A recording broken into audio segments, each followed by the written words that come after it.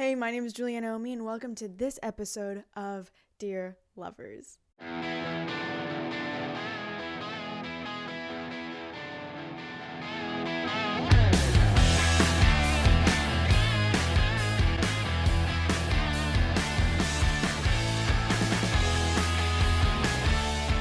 So this week I don't plan on highlighting a special thanks to one single person because we have reached 500 listeners on Apple Podcasts. So a special thanks to all of you guys who are supporting on Apple Podcasts, on Spotify, on YouTube, or wherever you listen to your podcasts. And I really like appreciating you all at the very beginning of the podcast. So thank you so much for your very interesting and thoughtful comments on each and every episode. I love them. Keep them coming, please.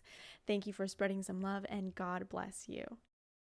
Anyway, so today I thought I'd make a different video. I thought I would make a reaction video to some of my TikToks and see what's going on. Anyway, we're gonna go watch a couple. We're probably gonna watch 4, depending on the time that we have. So yeah, let's see. I'm on my TikTok account right now on my computer. Many of you might know me from my TikTok accounts, both my personal and my Dear Lovers account.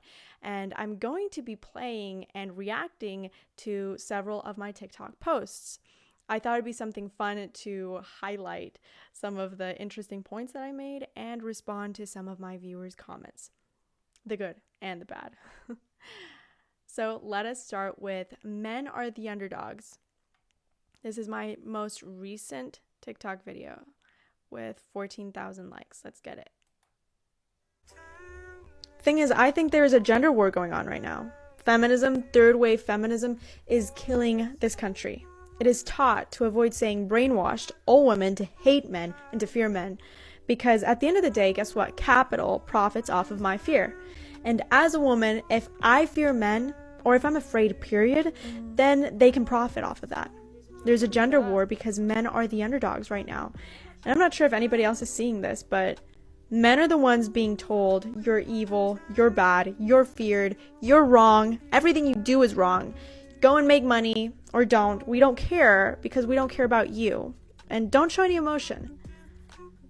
The problem is that the majority of young men in the world today are completely invisible.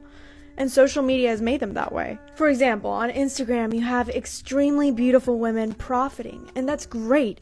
But the only men who have followers on social media are men with status, men with expensive toys, cars, jets, houses, technology, men who are musicians, who are famous and already rich.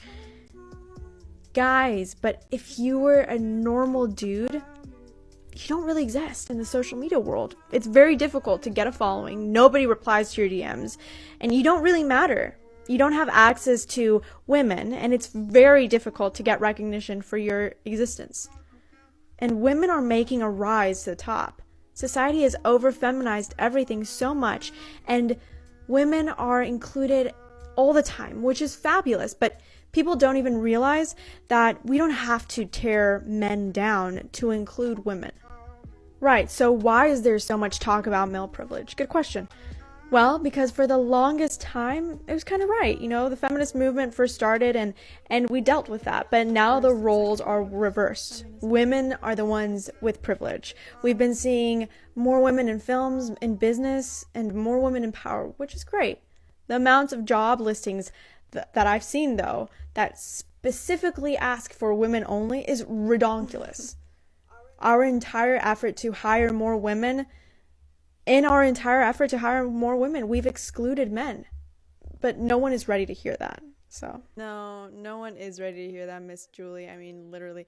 It's this part when I say we don't have to tear men to include women.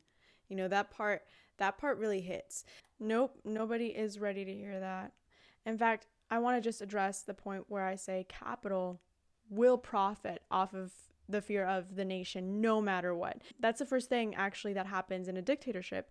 What a dictatorship does is to instill paranoia and cause division amongst friends, family, gender, and so on. For the OG listeners, you remember we talked about 1984, the George Orwell book. In fact, you can click on that video right there. In that book, it's so easy to see how the fear that was instilled into the nation, how it affects the human behavior and how it changes the way that humans act. And I want to quickly address the comments comparing me to Andrew Tate, because there were a few of those. And I just want to start off by saying that I'm not an Andrew Tate supporter by any means. I do agree with a few of his opinions. Then again, I'm confronted with his comments, his extremist comments, like men can't cheat because it's not an emotional attachment. I don't agree with that. But I don't think it was right for Big Pharma or Big Tech to completely ban him off of all of the platforms, because that's infringing on freedom of speech and personal opinion. So yeah, I think men need a better example of masculinity than Andrew Tate, and so that they can see what it actually means to be a man. And really, there is an amazing example already that we should all be following, and that is Jesus. Anyway, let's get to the comments. Let's look at some of the comments. This is the second most liked comment on the video, and it's by the Tarzanator. Good username. Society has over-feminized everything so much, except for all the women who it is taught not to act feminine. Thanks for this. It's real. While men and everything else is being feminized, women are actually being masculinized.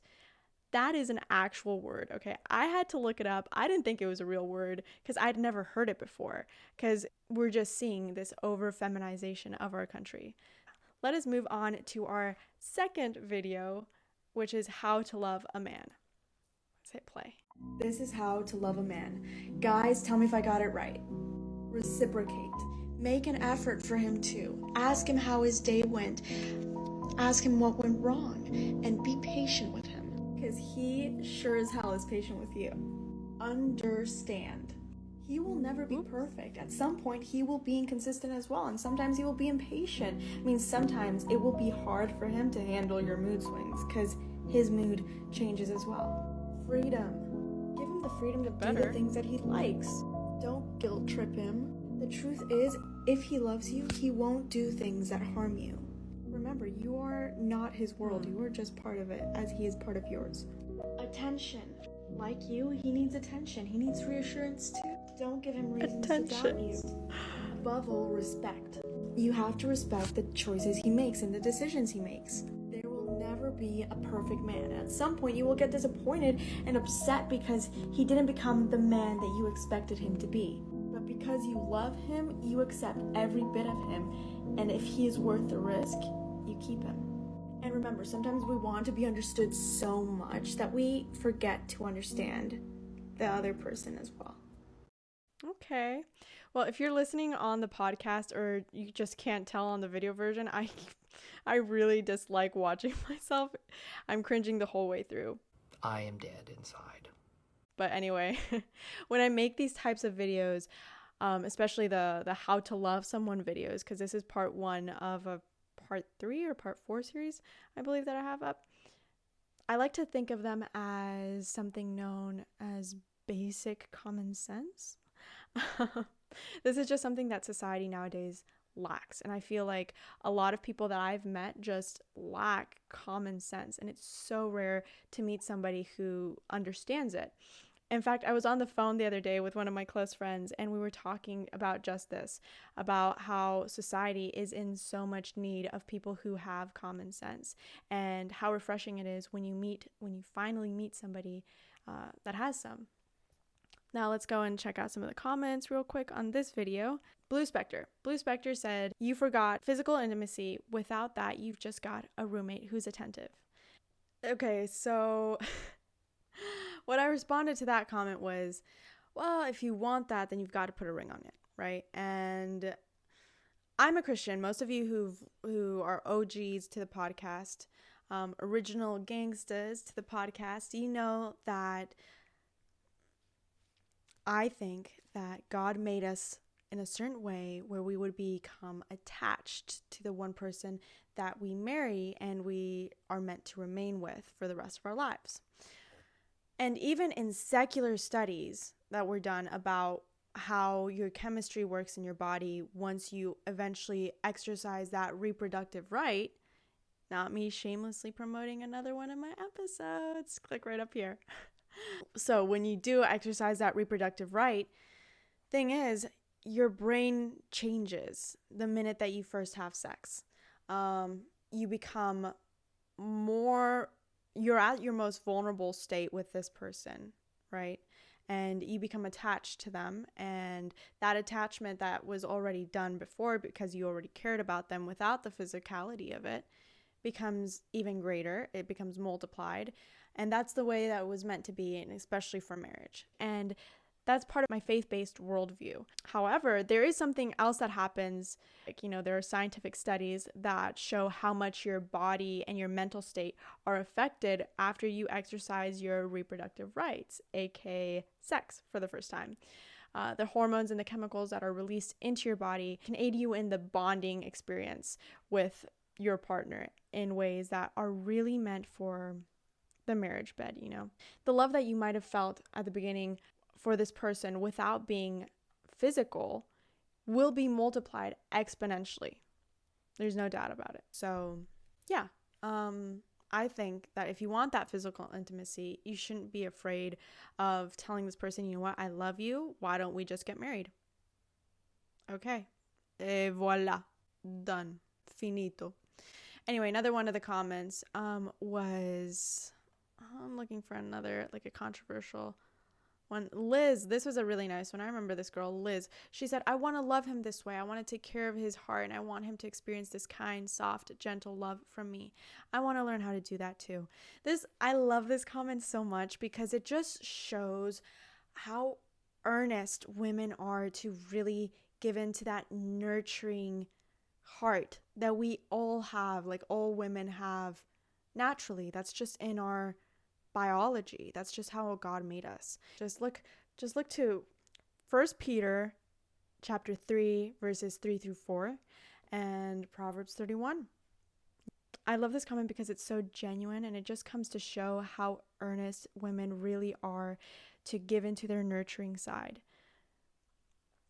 All right, moving on to video number 3, reacting to things that guys do that are hot for no reason. This was supposed to be a fun, lighthearted video. Let's watch it. Here are some things that guys do that are hot for no reason. Ladies, tell me if you agree with me in the comments, and gents, keep it up. Keep it up. I'm sure we've all seen this one. The side smirk. 2, the one-handed steering wheel. What are you doing? It just hits different when a guy says your name. It just, say my name when no one is around. When y'all have like a full-on laugh or a full smile, oh my gosh, you're so cute. When they lean against a door frame or a wall, I just have to show you. I just have to show you. I'm not doing it justice, but it's something like this. Can I get a round of applause for a gentleman? Can I get a round of applause for a gentleman? Seriously. Anyway, so actually I meant this video to be lighthearted and easygoing. Mostly it was to encourage men to continue doing all of these cute mannerisms. However, I got a lot of backlash, and this seemed kind of ridiculous to me, honestly. One of the comments said,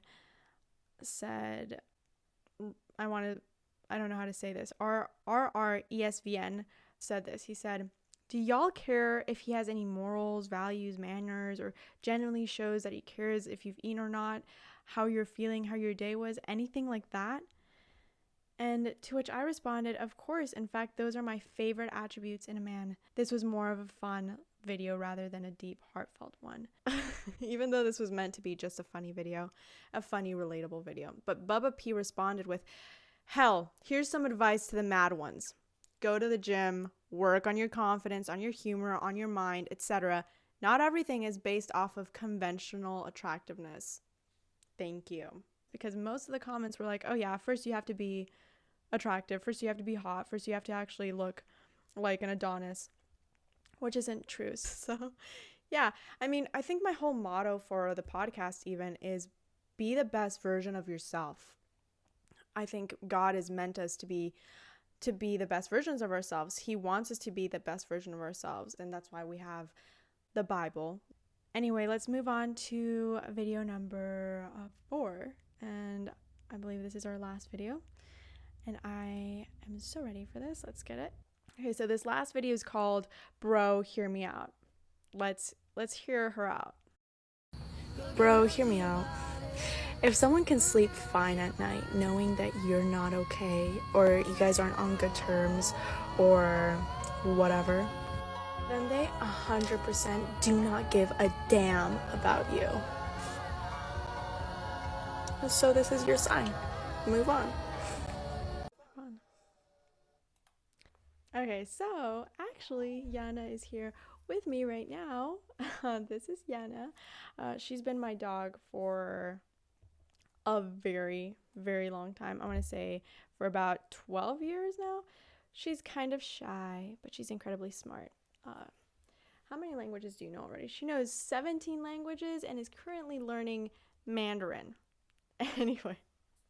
Anyway, I was surprised by the popularity of this video, particularly because a lot of people can relate to loving somebody who doesn't truly love you back. And people who care for you, people who care about you, will be there for you no matter what. And in fact, one of my favorite Bible verses is Ecclesiastes 4, verses 9 through 12.